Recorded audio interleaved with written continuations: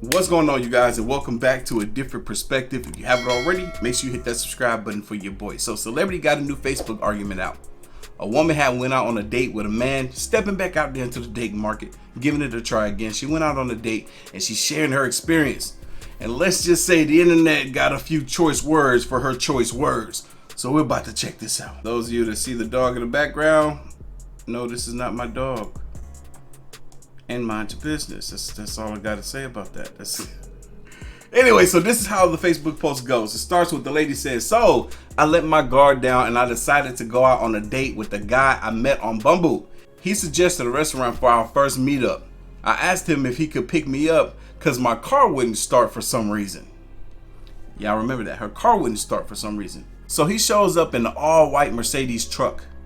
He tells me I could have warned him I live on the dirt road because now his car is dirty. That was the first red flag, but I ignored it. She said that was a red flag. Wait a minute, hold on. The fact that you called that a red flag should be a red flag to him. Like, you could have had the courtesy to letting that man know that you live on a dirt road. A lot of times people that live on dirt roads have the courtesy of letting people know that's visiting them that they live on a dirt road. But we'll continue. He then made a joke about the gas prices and how I live 40 minutes from him. Second red flag, but again, I ignored it. You live 40 minutes from him and gas prices are high. How is that a red flag? It's when it's just simple truth. If he's not making it seem like he's stunning, then that's a red flag, right? I think that's what she meant to say. He's making it seem like he hurting for money in any fashion or form, whether it was a joke or not. So she considered that to be a red flag. I don't know about this one. So it continues. I told him after dinner that I'll pay to get his car washed and that he can drop me off at my cousin's not far from the restaurant. We get to the restaurant and surprisingly, it went okay. We talked and he seemed like a good guy. The bill was almost $150 and he tipped the waiter $40. I then gave him my cousin's address. Here's where he effed up. Uh-oh. He looked over at me and said these exact words: "Are you going to pay to fill my tank back up and wash my car?" He said, "Then I should have met him at the restaurant like we originally planned." You would think that seems somewhat fair, right? You would think that seems somewhat fair. Some men don't have a problem being able to pick up a female from her home and take her to the restaurant, unless it's like so far out of the way, which I'm assuming this may be.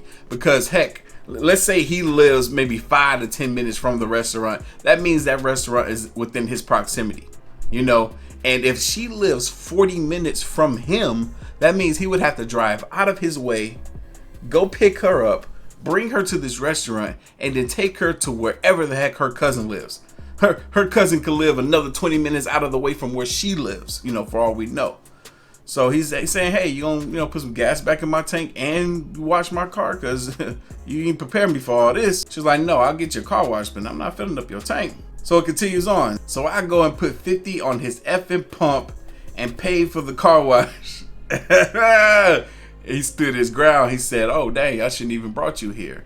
Right. If she could drive there, but her car something wrong with it, that means she would have had to have some gas to get to that restaurant and then to get her butt back home. So why not be able to put that gas money on his tank since he came to your house and picked you up? So I go in and put $50 on his effing pump and paid for the car wash. He then took me to my cousin's. When he pulled in the driveway, he asked me, "Can we do this again sometimes?" I told him broke ass to kick rocks. You have an expensive car but can't afford the gas, huh? You offered to take me out, so me asking for a ride ain't wrong. Ooh, the entitlement. She said, again, in case you didn't hear it or read it, you offered to take me out, so me asking you for a ride isn't wrong. Now, that might not sound bad to a lot of women, but if you listen hard enough, it also sounds like entitlement. Just because he asks you on a date doesn't mean now you're entitled to him picking you up on this date. A lot of times men just offer you that depending on the array of circumstances, but you asking for it and feeling like you're entitled to it, that's a different thing.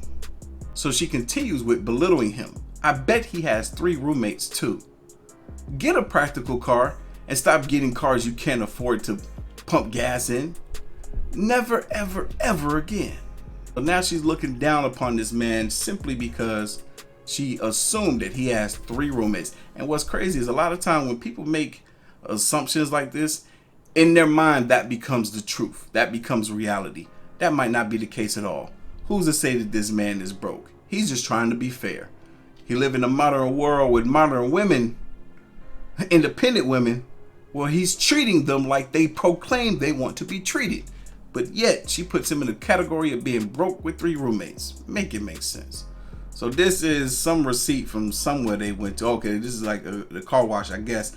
Maybe they put the gas in there too. So here goes a $61 receipt. So now the internet has come to speak. You know celebrity gonna have something to say too. So this person right here responds, wow, so he had no problem spending money on the date, but when it come to gas, he low on the dough? This is another female that's agreeing with her. She says, balling on a low budget. The girl responded back that made that post. This person right here says, he made you pay for gas because you wasn't giving it up, sis?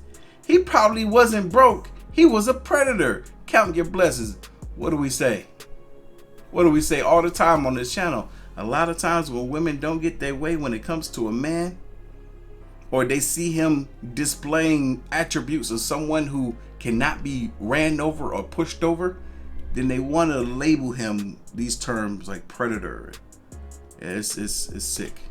It's very sick.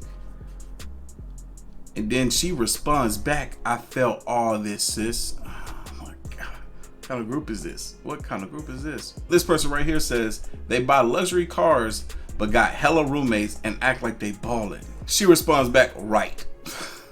That's when celebrity Daphne comes into the mix and she says, so he's broke because he asked you to pay for going 40 minutes out of his way to pick you up? I know that's right. You're mad because you wanted free food and a free ride. He wasn't wrong at all. You couldn't even start your car up.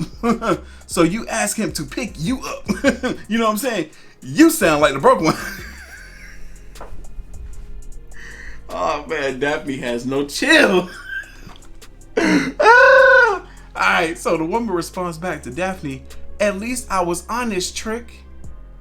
Any woman don't agree with him, they're ready to throw names at them. Why? When a woman disagrees with another woman, she is so quick to want to throw a name at her. But when she agree with her, it's a different thing. At least I was honest, Trick. It happened because my car was in the sun all day. Did you read the post all the way? I said I paid $61, so broke where? Well, look, just look. Just because you got $300 in your little bank account and you was able to, you paid a little $61, don't mean you ain't broke. You don't boast about $61 being some money like it is. All right, we continue this. So Daphne responds back with her famous words. Figured you would say that. You must live at O'Reilly's then, because 5 days ago you said your car was with them for 2 weeks. So you lied about your car not starting up with your broke ass. Let's see the receipts. Let's see the receipts. Daphne got receipts. So this is what the woman posted 5 days ago. You know Daphne, she get them receipts. She do that homework. O'Reilly Auto Parts, you suck. Yo, this girl got on Facebook to tell O'Reilly Auto Parts something that they don't care here.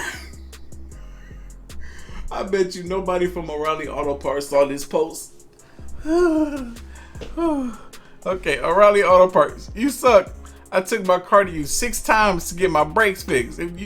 If they didn't do it right the first time, why was you enough of a fool to take it back a second time?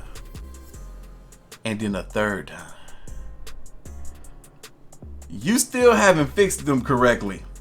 I won't spend another dime. I'm reporting you to the Better Bureaus. I'm reporting you to the Better Business Bureau. Anyone know a good mechanic in Marshfield area? Somebody responds back, my cousin Jose, I'll DM you. Don't drive your car until you get it fixed. Be safe, Queen. She responds back, They letting me keep it there until they figure out the problem. They saying give them a couple of weeks. Thank you.